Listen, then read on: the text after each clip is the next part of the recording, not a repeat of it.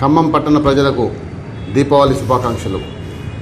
ఈ దీపావళి పండగ మీ అందరి ఇళ్లలో మంచి వెలుగులు తీసుకురావాలని, మీరందరూ కూడా మీరు మీ కుటుంబ సభ్యులు అష్టైశ్వర్యాలతో ఆయురారోగ్యాలతో సుఖ సంతోషాలతో గడపాలని చెప్పి విజ్ఞప్తి చేస్తున్నాం.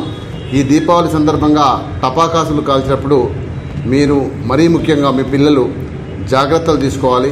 ఎలాంటి ప్రమాదాలకు గురి కాకుండా మీరే బాధ్యత వహించాలని విజ్ఞప్తి చేస్తున్నాము.